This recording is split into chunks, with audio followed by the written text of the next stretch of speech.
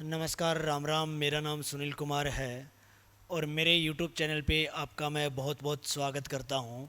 जैसा कि आप जानते हो मेरे प्यारे विद्यार्थियों, मेरे यूट्यूब चैनल पे आपको अभी एचएसएससी एंड सीईटी से रिलेटेड कंप्यूटर की क्लासेस आपको मिल रही हैं। पिछली क्लास में हमने एक नया टॉपिक कंप्यूटर के अंदर स्टार्ट किया था जिसका नेम मेमोरी था। मेमोरी वाले चैप्टर के अंदर हम शुरुआत के अंदर हमने मेमोरी की डेफिनेशन देखी थी। मेमोरी की डेफिनेशन के बाद में हमने मेमोरी का क्लासिफिकेशन किया था। जैसा कि आप जानते हो, memory according to HSSC and CET syllabus की अगर बात करें, उस लिहाज से अगर हम बात करें तो मेमोरी को हम दो भागों में बांटते हैं। एक है प्राइमरी मेमोरी और एक है सेकेंडरी मेमोरी। सबसे पहले हमने प्राइमरी मेमोरी का क्लासिफिकेशन देखा था, जिसके दौरान हमने प्राइमरी मेमोरी को दो भागों में बांटा था। एक को हमने रैम कहा था, जिसकी full form random access memory होती है। दूसरी को हमने रोम कहा था, जिसकी full form read only memory होती है। तो दोस्तों, हमने रैम को कंप्लीट कर लिया था, यानी कि रैंडम एक्सेस मेमोरी के जो दो पार्ट हैं उनको हमने कंप्लीट कर लिया था। पहला पार्ट था स्टैटिक रैम, दूसरा पार्ट था डायनामिक रैम। डायनामिक रैम और स्टैटिक रैम दोनों को हम कंप्लीट कर चुके हैं। आज हम मेमोरी वाले चैप्टर के अंदर जो रीड ओनली मेमोरी है, रोम को हम स्टार्ट करेंगे। सबसे पहले, जैसा कि नाम इसका दिया हुआ है रोम, यानी कि इसकी फुल फॉर्म क्या बनेगी दोस्तों? Read only memory. Read only memory यानी कि ऐसी मेमोरी जिसको केवल और केवल पढ़ा जा सके, यानी कि जिसको लिखा ना जा सके। अब दो चीज़ें होती है दोस्तों, एक होता है रीड और एक होता है राइट।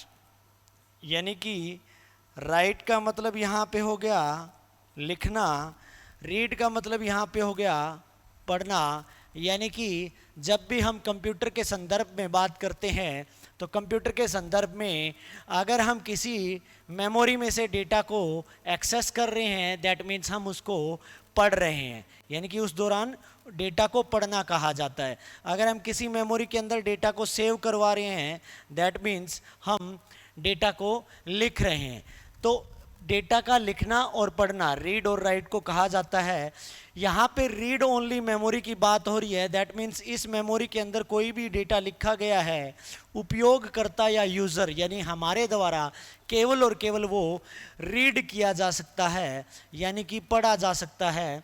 यूज़र और उपयोगकर्ता के द्वारा इसके अंदर कोई भी डेटा नहीं लिखा जाता, क्योंकि जब भी रीड ओनली मेमोरी रोम को सीपीयू के अंदर फिक्स किया जाता है, यानी कि सीपीयू बॉक्स के अंदर जो मदरबोर्ड होता है, यानी कि जो मदरबोर्ड होता है जिसको हम पीसीबी भी बोलते हैं, जिसको हम पीसीबी भी बोलते हैं, यानी कि प्रिंटेड सर्किट बोर्ड, इस मदरबोर्ड के ऊपर फिक्स तरीके से लगा दी जाती है, यानी कि एकदम फिक्स कर दी जाती है रोम को, जिसके अंदर निर्माता कंपनी के द्वारा डेटा को डाला जाता है, जो केवल और केवल लिखा उसी के द्वारा जाता है।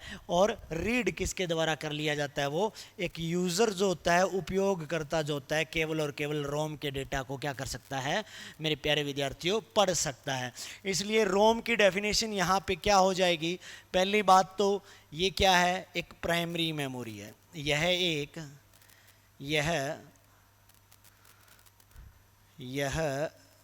एक प्राइमरी मेमोरी होती है। प्राइमरी मेमोरी होती है, मेमोरी होती है, यानी कि रीड ओनली मेमोरी रोम जो है वो क्या होती है? प्राइमरी मेमोरी होती है, जिसको केवल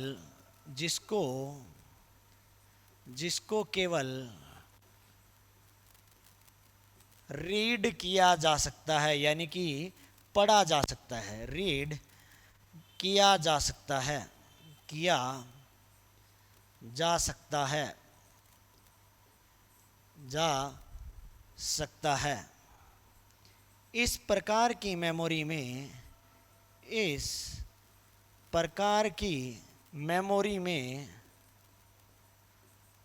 निर्माता यानी कि मैन्युफैक्चरर, निर्माता कंपनी के द्वारा, निर्माता कंपनी के द्वारा, कंपनी के द्वारा, के द्वारा डेटा को, डेटा को लिखा जाता है, लिखा जाता है, लिखा जाता है तथा यूज़र, यूज़र या उपयोगकर्ता, या उपयोगकर्ता, उपयोगकर्ता डेटा को, डेटा को केवल रीड कर सकता है, केवल पढ़ सकता है, पढ़ सकता है। इसीलिए इसे क्या कहा जाता है, रीड ओनली मेमोरी कहा जाता है, रोम कहा जाता है। मेरे प्यारे विद्यार्थियों, इसके संदर्भ में और क्या क्या पॉइंट हो सकते हैं, तो हम कह सकते हैं कि जिस प्रकार रैम के संदर्भ में हम कहते हैं कि अगर इलेक्ट्रिसिटी चली जाती है या फिर डिवाइस बंद हो जाता है तो रैम के अंदर जितना डेटा लोड होता है वो क्या हो जाता है, लॉस्ट हो जाता है, नष्ट हो जाता है, डिलीट हो जाता है। बट रोम के केस में ऐसा नहीं होता है। तो हम कह सकते हैं इस मेमोरी में, इस मेमोरी में लिखा हुआ डेटा, लिखा हुआ डेटा लाइट के चले जाने पर, यानी इलेक्ट्रिसिटी फेलियर के दौरान, अगर इलेक्ट्रिसिटी फेलियर हो जाए तो भी कोई फर्क नहीं पड़ता है, लाइट के चले जाने के बाद, के बाद या फिर डिवाइस के बंद होने पर, डिवाइस के अचानक बंद होने पर, अचानक बंद होने पर नष्ट नहीं होता है, नष्ट नहीं होता है। यानी कि इसके अंदर जो सेव डेटा है वो कभी भी डिलीट नहीं होता है, इरेज नहीं होता है, चाहे इलेक्ट्रिसिटी फेलियर हो जाए, डिवाइस अचानक बंद हो जाए, कोई फ़र्क नहीं पड़ता है। इसलिए ये किस पद्धति की हो गई। अगला पॉइंट क्या होगा इसके अंदर, इस प्रकार की मेमोरी या यह मेमोरी, इस प्रकार की मेमोरी डेटा को स्थायी रूप से सेव करती है या स्थायी रूप से सुरक्षित करती है, सुरक्षित करती है। क्योंकि मैंने प्रीवियस लेक्चर में मेरे प्यारे विद्यार्थियों आपको बताया था कि ये एक प्राइमरी मेमोरी का अपवाद होती है, क्योंकि प्राइमरी मेमोरी जो है उसका जो नेचर होता है वो अस्थायी होता है, बट आपके रोम के अंदर जो डेटा सेव होता है वो स्थायी रूप से सेव होता है, जो कभी इरेज या डिलीट नहीं होता है। इसलिए इसको स्थायी नेचर वाली मेमोरी भी कहा जाता है। यहाँ पे स्थायी का मतलब हो जाता है नॉन वोलेटाइल, हम कह सकते हैं नॉन वोलेटाइल, नॉन वोलेटाइल यानी कि गैर नाशवान, गैर नाशवान। क्योंकि आपकी जो रैंडम एक्सेस मेमोरी थी, जो प्राइमरी मेमोरी का फर्स्ट पार्ट था, रैम था, वो किस प्रकार की मेमोरी थी, वो वोलेटाइल मेमोरी थी, यानी कि नाशवान मेमोरी थी, उसका नेचर अस्थायी था। और ये क्या हो गई, नॉन वोलेटाइल मेमोरी हो गई, इसके अंदर हमारे द्वारा डेटा नहीं लिखा जाता है। तो ये तो रोम के बारे में था, जो कि प्राइमरी मेमोरी का सेकंड पार्ट है। वैसे तो आगे फर्दर अभी हम क्लासिफिकेशन ऑफ रोम देखेंगे। अगर हम टाइप्स ऑफ रोम देखें तो मेरे प्यारे बच्चों, जो टाइप्स ऑफ रोम है, टाइप्स ऑफ रोम, यानी कि आपकी जो रोम होती है, रीड ओनली मेमोरी होती है, वो एचएसएससी के पेपरों के हिसाब से या फिर आपके एचएसएससी के अंदर जो सिलेबस है उसके हिसाब से कौन कौन से टाइप हमें करने चाहिए। वैसे तो एक रोम जो होती है बेसिकली आपको 5 प्रकार की होती है। मैं आपको बता देता हूं कि वो 5 प्रकार की होती है। एक मास्क रोम होती है, एक फ्लैश रोम भी होती है, ये 2 टाइप एक्स्ट्रा जुड़ जाते हैं। बट एचएसएससी के द्वारा आज तक जितने टाइप पूछे गए हैं या जो एग्ज़ाम पैटर्न के तहत हम याद करते हैं वो केवल और केवल 3 टाइप याद करते हैं। तो जैसा कि हमने शुरुआत में प्राइमरी मेमोरी को क्लासिफाई किया था, उसमें हमने जाना था कि जो रोम है वो 3 टाइप की होती है। उसमें पहला टाइप हमने डिस्कस किया था, तो उसका नाम था पी रोम। क्या था? पी रोम, यानी कि programmable read only memory. Second क्या टाइप था? ईपी रोम, ईपी रोम, यानी कि erasable programmable read only memory, ये इसकी फुल फॉर्म थी। थर्ड टाइप जो रोम का होता है वो मेरे प्यारे विद्यार्थियों क्या होता है? Double E P R O M, यानी कि electrically erasable programmable read only memory. यानी कि बेसिकली जो रोम है वो 3 टाइप की होती है और इन्हीं 3 टाइप के बारे में एग्ज़ाम में पूछा जाता है। तो सबसे पहले हम डिस्कस करते हैं प्रोग्रामेबल रीड ओनली मेमोरी के बारे में। तो यानी कि पी रोम जो है वो रोम का पहला टाइप होता है। क्या होता है? पहला टाइप होता है। इसकी फुल फॉर्म होती है programmable R for read, O for only memory. ये पी रोम की फुल फॉर्म होती है, प्रोग्रामेबल रीड ओनली मेमोरी। अब प्रोग्रामेबल का क्या मतलब हो गया? यानी कि इसको एक बार ही प्रोग्राम किया जा सके, सिर्फ एक बार इसके अंदर डेटा को लिखा जा सके, उसके बाद में डेटा को इसमें मिटाया ना जा सके। इस प्रकार की रोम को हम पी रोम कहते हैं। तो हम इसके बारे में कहीं ना कहीं लिख सकते हैं, इस प्रकार की रोम में, इस प्रकार की रोम में निर्माता कंपनी के द्वारा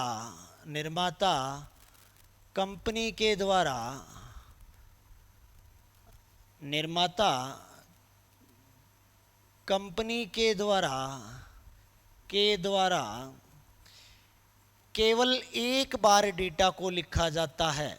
केवल एक बार डेटा को लिखा जाता है।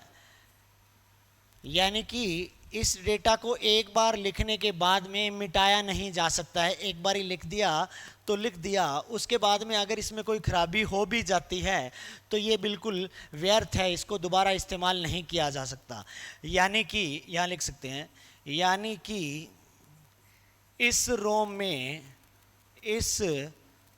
में एक बार डेटा लिखने के बाद, एक बार डेटा को लिखने के बाद, डेटा को लिखने के बाद मिटाया नहीं जा सकता, मिटाया नहीं जा सकता। यानी कि यहाँ पे हमने प्रोग्रामेबल रीड ओनली मेमोरी का डिस्कशन किया है मेरे प्यारे विद्यार्थियों। प्रोग्रामेबल रीड ओनली मेमोरी के अंदर, पी रोम के अंदर, अगर हम कोई भी डेटा निर्माता कंपनी के द्वारा लिखवा रहे हैं तो उस रोम के अंदर एक बार ही डेटा लिखा जाएगा, बार बार दोबारा इरेज करके यानी मिटा करके डेटा को हम उसके अंदर नहीं लिख सकते हैं। तो इस प्रकार की रोम को हम क्या कहेंगे? प्रोग्रामेबल रीड ओनली मेमोरी कहेंगे, यानी कि पी रोम कहेंगे। अगला जो टाइप है मेरे प्यारे विद्यार्थियों वो क्या है, पी रोम के बाद में सेकंड टाइप की जो रोम है आपकी वो है ईपी रोम। क्या है? ईपी रोम। उसकी फुल फॉर्म क्या होती है? सेकंड टाइप की जो रोम बताई गई है वो ईपी रोम बताई गई है। क्या बताई गई है? ईपी रोम बताई गई है। ईपी रोम की फुल फॉर्म क्या होती है? Erasable erasable programmable erasable programmable programmable read only memory read only memory, ये ईपी रोम की फुल फॉर्म होती है। अब ईपी रोम के बारे में जान लेते हैं कि जो ईपी रोम होती है उसके अंदर किसकी हेल्प से डेटा को मिटाया जाता है, क्योंकि इरेजेबल आ गया ना यहाँ पे। इरेजेबल का मतलब क्या हो गया, यानी कि इस प्रकार की रोम के अंदर, रीड ओनली मेमोरी के अंदर हम डेटा को इरेज कर सकते हैं, मिटा सकते हैं। तो यहाँ पे हम कह सकते हैं कि इस प्रकार की रोम में, इस प्रकार की रोम में डेटा को पैराबैंगनी किरणों के माध्यम से,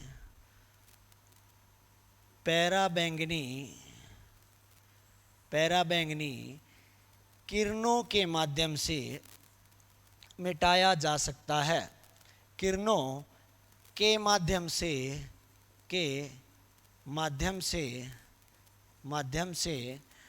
मिटाया जा सकता है, मिटाया जा सकता है।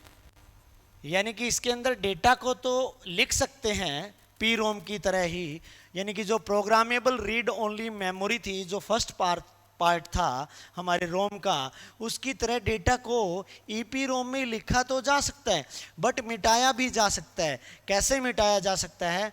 पैराबैंगनी किरणों का इस्तेमाल करके इसमें से डेटा को मिटा सकते हैं और फिर से डेटा को इसके अंदर लिखा जा सकता है। तो यानी कि ये मिटाने वाली पी रोम हो गई, प्रोग्रामेबल रीड ओनली मेमोरी हो गई। डेटा किससे मिटेगा? सिर्फ आपको ये चीज़ ध्यान रखनी है, पैराबैंगनी किरणों के माध्यम से, पैराबैंगनी किरणों के माध्यम से। इसका नेक्स्ट टाइप करते हैं दोस्तों। नेक्स्ट टाइप आपका क्या रहेगा? Double E P ROM. क्या रहेगा third type? Double E. Third type क्या रहेगा? डबल ई पी रोम, यानी कि electrically erasable programmable read only memory. Double EP ROM की फुल फॉर्म क्या हो जाएगी? इलेक्ट्रिकली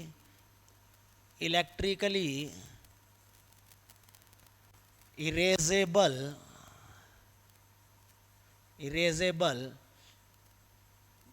प्रोग्रामेबल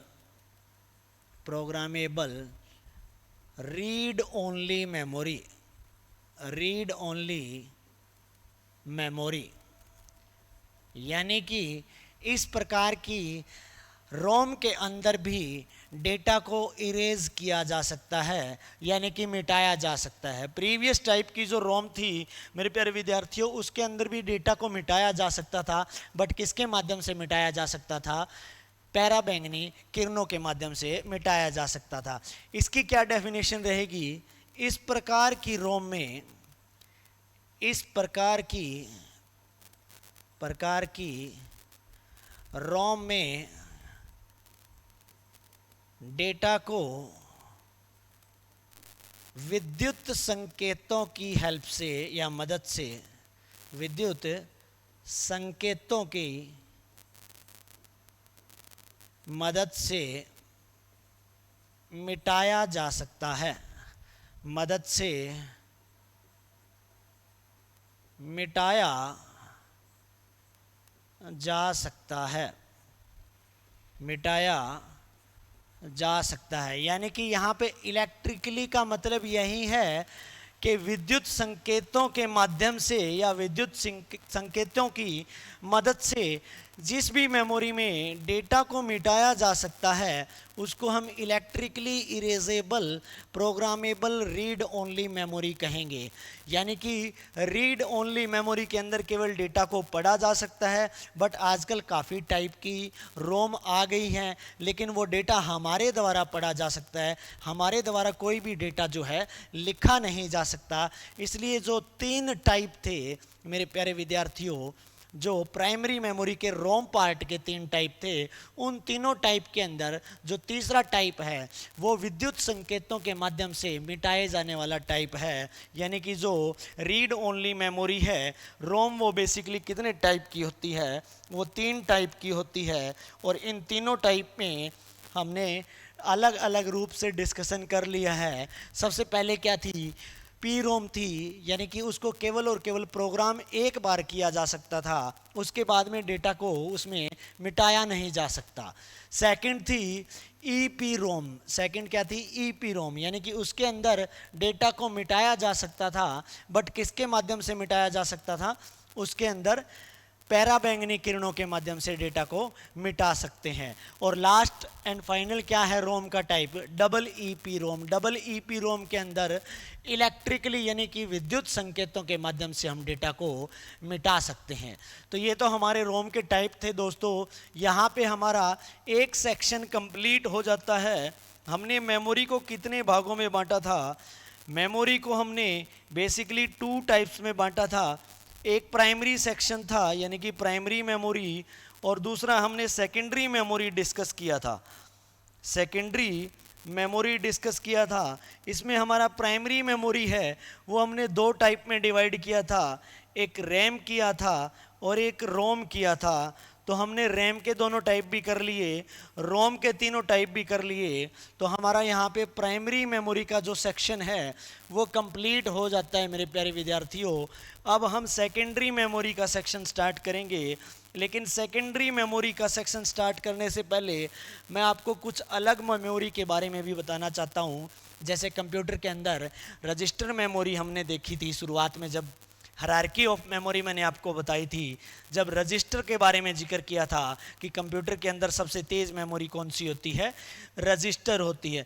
तो हम सेकेंडरी मेमोरी का जो सेक्शन है उसको स्टार्ट करने से पहले हम cache memory, virtual memory, register वाली मेमोरी, इन सभी के बारे में हम थोड़ा सा हल्का फुल्का डिस्कशन करेंगे, क्योंकि ज़्यादातर क्वेश्चन तो रजिस्टर के बारे में आज तक यही आया है कि कंप्यूटर की सबसे तेज़ मेमोरी कौन सी होती है। तो सबसे तेज़ मेमोरी होती है मेरे प्यारे विद्यार्थियों जिसको रजिस्टर कहते हैं। हम जिसको क्या कहते हैं?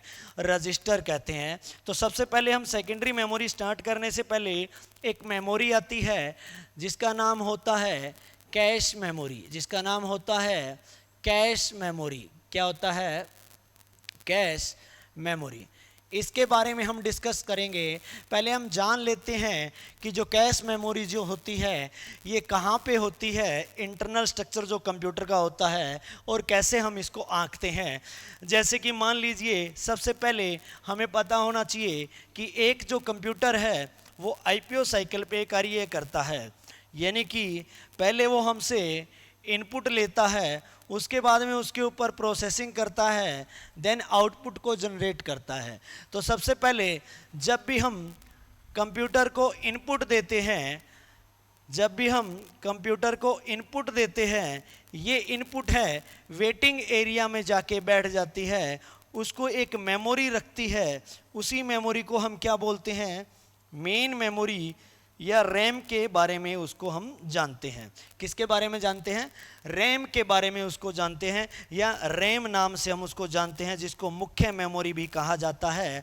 फॉर एग्जांपल अगर हमने कंप्यूटर को इनपुट के रूप में 4 + 6 + 4 दिया, तो ये कंप्यूटर के लिए एक इनपुट हो गई, एक निर्देश या अनुदेश हो गए। ये अनुदेश कहाँ जाएंगे? सीधा मेन मेमोरी के पास जाएंगे, जिसको हम रैम बोलते हैं। क्या बोलते हैं? रैम बोलते हैं। इसको हम रीड राइट मेमोरी भी कहते हैं, RWM भी कहा जाता है। इसका मतलब होता है read write memory. Read write memory क्या होता है? रीड राइट मेमोरी कहते हैं इसकी फुल फॉर्म। इसको हम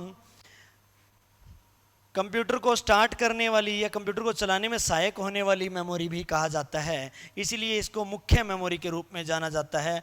जो भी इंस्ट्रक्शन है, निर्देश है, अनुदेश है, इनपुट देते ही सबसे पहले वेटिंग रूम के अंदर चले जाएंगे और ये वेटिंग रूम क्या होता है? रैम होता है। क्या होता है? रैम होता है।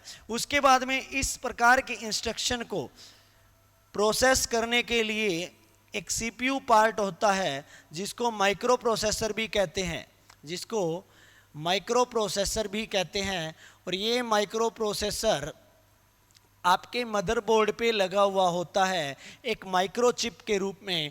सारे कंप्यूटर की प्रोसेसिंग एएलयू, सीयू और मेमोरी यूनिट, ये जो तीन इसके घटक होते हैं उन्हीं के जुम्मे होती है। तो यहाँ से जब भी सीपीयू को प्रोसेस करने के लिए डेटा चाहिए तो सीपीयू सर्वप्रथम उस डेटा को प्राप्त करता है, उसको फैच करना कहा जाता है, उसको फैच करना कहा जाता है। और वो कहाँ से प्राप्त करता है? वो रैम में से प्राप्त करता है, क्योंकि सर्वप्रथम यूज़र के द्वारा दी गई इनपुट कहाँ पे आके बैठती है? रैम के अंदर आके बैठती है। कहाँ पे आके बैठती है? रैम के अंदर आके बैठती है। यहाँ से जब डेटा सीपीयू प्राप्त करता है, फैच करता है, उसके बाद में सीपीयू का क्या काम रहता है? प्रोसेस करने का काम रहता है, प्रोसेस करने का काम रहता है। तो यानी कि यहाँ पे डेटा का आदान प्रदान मेन मेमोरी और सीपीयू के बीच में बार बार होता है, यानी कि सीपीयू के बीच में बार बार होता है। और सीपीयू और मेन मेमोरी के बीच में, यानी कि रैम के बीच में एक मेमोरी लगी हुई होती है। उसी मेमोरी को हम कैश मेमोरी कहते हैं। कौन सी मेमोरी कहते हैं? कैश मेमोरी कहते हैं। और ये रैम के मुकाबले तेज होती है, यानी कि रैम भी तेज होती है बट रैम से ज़्यादा तेज, जैसा कि हमने हायरार्की ऑफ मेमोरी में किया था, तो वो कैश मेमोरी होती है। और कैश से भी तेज सीपीयू की रजिस्टर मेमोरी होती है। कौन सी मेमोरी होती है? रजिस्टर मेमोरी होती है। तो यहाँ पे रैम के बीच में और सीपीयू के बीच में एक लगी हुई मेमोरी होती है। उसी मेमोरी को मेरे प्यारे विद्यार्थियों कैश मेमोरी कहा जाता है। और ये काफ़ी तेज़ मेमोरी होती है। ये सीपीयू की स्पीड बढ़ाने में भी हेल्प करती है, क्योंकि बार बार उपयोग में आने वाला डेटा जब भी सीपीयू को प्राप्त करना होता है तो वो सीपीयू कहाँ से प्राप्त करता है? कैश मेमोरी से प्राप्त करता है। कहाँ से प्राप्त करता है? कैश मेमोरी से प्राप्त करता है। तो चलिए इसके बारे में जो हल्की फुल्की डेफिनेशन है वो मैं आपको लिखवा देता हूँ। ये तो एक डायग्राम बना के आपको समझाने की मैंने कोशिश की थी कि ताकि आपको कैश मेमोरी का जो कॉन्सेप्ट है वो समझ में आ जाए। वैसे तो हम कंप्यूटर साइंस इंजीनियरिंग के अंदर पढ़ते हैं तो इंटरनल और एक्सटर्नल मेमोरी होती है। उसके अंदर एक सेमीकंडक्टर मेमोरी होती है, एक कोर मेमोरी होती है। तो अलग अलग ये पार्ट होते हैं। उन्हीं पार्ट के दौरान कैश मेमोरी को उसके अंदर लिया जाता है। लेकिन हम एचएसएससी या सीईटी के टेस्ट की तैयारी कर रहे हैं मेरे प्यारे विद्यार्थियों। हम कोई कंप्यूटर इंजीनियरिंग नहीं कर रहे हैं जो हमें इतने डीपली जाना है। जिसके बारे में एचएसएससी पूछती है वही चीज़ें हम करने की कोशिश करेंगे। तो सबसे मेन चीज़ यहाँ पे क्या है? सबसे मेन चीज़ यहाँ पे ये है कि अगर हम कैश मेमोरी की बात करते हैं, अगर हम कैश मेमोरी की बात करते हैं तो कैश मेमोरी सीपीयू और आपके मेन मेमोरी रैम के बीच में होती है। किसके बीच में होती है? सीपीयू और मेन मेमोरी रैम के बीच में होती है। तो इस प्रकार की मेमोरी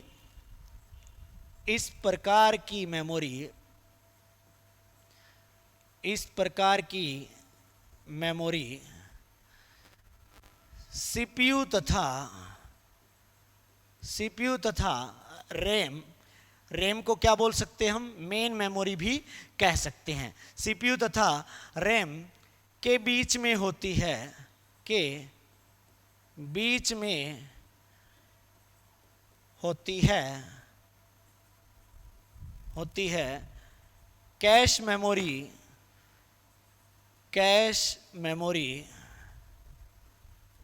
कैश मेमोरी रैम से तेज व रजिस्टर मेमोरी से धीमी होती है। रजिस्टर मेमोरी से धीमी होती है। धीमी होती है। कैश मेमोरी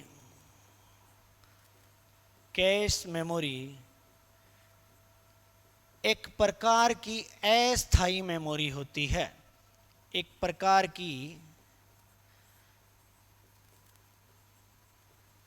अस्थायी मेमोरी होती है। अस्थायी मेमोरी होती है। यह मेमोरी सीपीयू की गति बढ़ाने में मदद करती है। सीपीयू की गति बढ़ाने में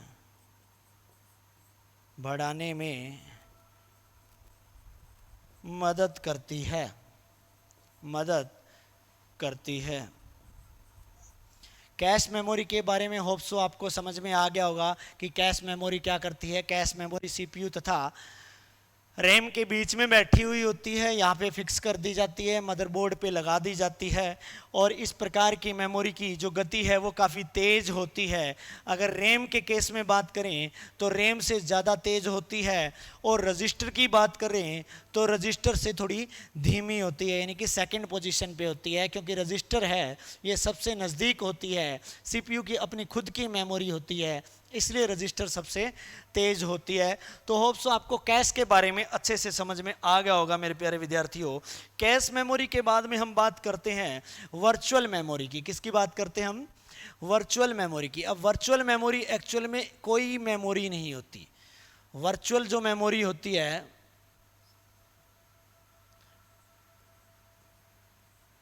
वर्चुअल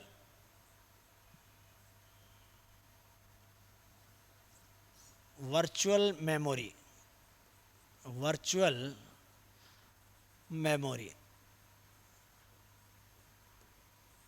अब वर्चुअल मेमोरी शायद आपने पहली बार नाम सुना होगा या फिर कोई ऐसे विद्यार्थी भी होंगे जो इस वीडियो को देख रहे हैं, उनको पहले से ही पता होगा कि वर्चुअल मेमोरी अक्सर होती क्या है।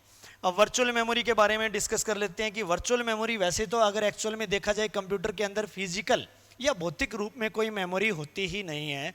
इसको क्या किया जाता है, कई बार क्या होता है मेरे प्यारे विद्यार्थियों, जैसा कि हम सुनते हैं कि जो रैम है वो अलग अलग टाइप की होती है। जैसे कि 2 GB की रैम होती है, 4 GB की रैम होती है या फिर 6 GB की रैम होती है, जो 6 GB की रैम होती है या फिर 8 GB की रैम होती है। लगभग ऐसे ही हम रैम के बारे में सुनते हैं। तो कोई भी कंप्यूटर के अंदर हम प्रोसेस कर रहे होते हैं, उस प्रोसेस के दौरान कोई ज़रूरी नहीं है कि जो रैम का जो साइज़ है, फॉर एग्जांपल हम मान लेते हैं हमारे कंप्यूटर में 2 GB की रैम है और कोई ऐसा प्रोग्राम या सॉफ्टवेयर हम प्रोसेस करवा रहे हैं, उस प्रोग्राम की जो मेमोरी है वो इस 2 GB मेमोरी या स्पेस है, इस स्पेस से भी ज़्यादा है, तो क्या हो जाएगा, यहाँ पे हमारा कंप्यूटर या मोबाइल क्या हो जाएगा, हैंग हो जाएगा, जिसको हम हैंग होना बोलते हैं। एक्चुअल में वो हैंग इसलिए होता है कि जो रैम के अंदर जो स्थान होता है उस प्रोसेसिंग को करने के लिए, उस प्रोग्राम को परफॉर्म करने के लिए, एग्जीक्यूट करवाने के लिए या उस के ऊपर कार्य करने के लिए रैम के अंदर पर्याप्त जगह नहीं होती है।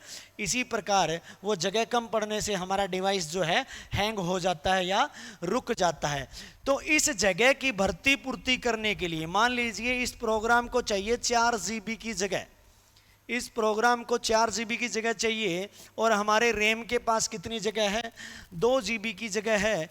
तो 2 GB के अंदर तो ये प्रोग्राम एग्जीक्यूट नहीं होएगा, यानी कि इसका निष्पादन नहीं होएगा, ओपन नहीं होएगा, लोड नहीं होएगा। ये कार्य करवाने के लिए जो सेकेंडरी मेमोरी होती है, अब सेकेंडरी मेमोरी होती है उसके पास तो काफ़ी सारा स्थान होता है, काफ़ी सारी जगह होती है। मान लीजिए हमारे मोबाइल के अंदर ही या कंप्यूटर के अंदर 128 GB की सेकेंडरी स्टोरेज है। अब यहाँ से इस सेकेंडरी स्टोरेज से कुछ एक स्पेस को या कुछ मेमोरी को एलोकेट करवाया जाता है या कुछ मेमोरी को उधार लिया जाता है और वो एक ज़्यादा मेमोरी स्पेस होने का आभास करवाती है उस प्रोग्राम को एग्जीक्यूट करवाने के लिए। उस प्रोग्राम को एग्जीक्यूट करवाने के लिए बहुत ज़्यादा स्पेस का आभास करवाती है। उसी आभास को हम वर्चुअल मेमोरी कहते हैं। यानी कि वर्चुअल मेमोरी एक्चुअल में कोई मेमोरी नहीं होती है, सेकेंडरी मेमोरी से उधार लिया हुआ एक स्पेस होता है। चलो इसके बारे में लिख लेते हैं कि आपकी वर्चुअल मेमोरी क्या होती है। लिखिए, इस प्रकार की मेमोरी इस प्रकार की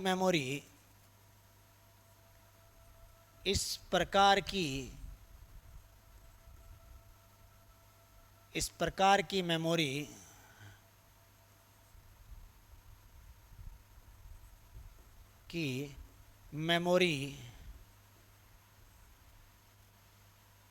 कोई मेमोरी नहीं होती है, कोई मेमोरी नहीं होती है,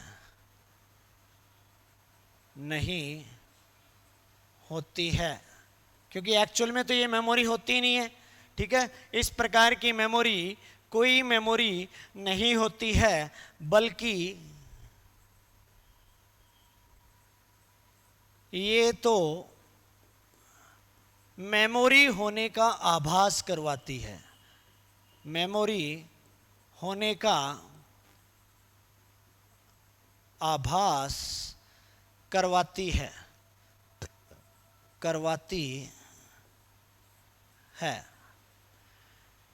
जब भी कंप्यूटर में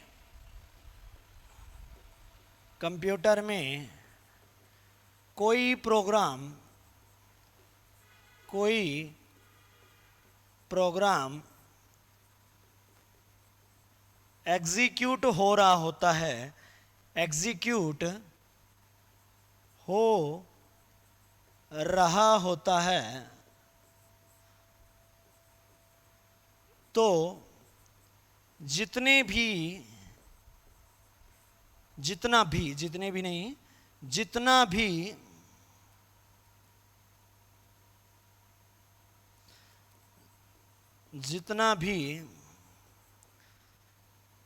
मेमोरी स्पेस चाहिए होता है, मेमोरी स्पेस चाहिए होता है,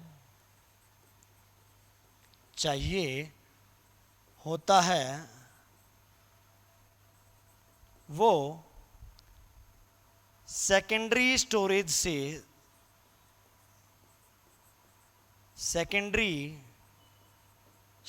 से उपलब्ध करवाया जाता है, उपलब्ध करवाया जाता है। इसी को वर्चुअल मेमोरी कहा जाता है, इसी को वर्चुअल मेमोरी कहा जाता है। यानी कि वर्चुअल मेमोरी किसको कहा जाता है? एक खाली स्पेस सेकेंडरी स्टोरेज से उपलब्ध करवाया जाता है जब भी कभी प्राइमरी मेमोरी यानी रैम के अंदर या कंप्यूटर के अंदर कोई भी प्रोग्राम एग्जीक्यूट हो रहा होता है और उस प्रोग्राम के एग्जीक्यूट होने पर अगर किसी स्पेस एलोकेशन की या मेमोरी की ज़रूरत पड़ती है तो उस मेमोरी स्पेस को अवेलेबल करवाया जाता है सेकेंडरी स्टोरेज से, और वही जो स्पेस होता है वो एक मेमोरी होने का आभास करवाता है। इसीलिए इसको वर्चुअल मेमोरी कहा जाता है। क्या कहा जाता है मेरे प्यारे विद्यार्थियों? वर्चुअल मेमोरी कहा जाता है मेरे प्यारे विद्यार्थियों। तो होप सो आपको जितने भी हमने टॉपिक इस क्लास के अंदर डिस्कस किए हैं मेरे प्यारे विद्यार्थियों वो अच्छे लगे होंगे आपको।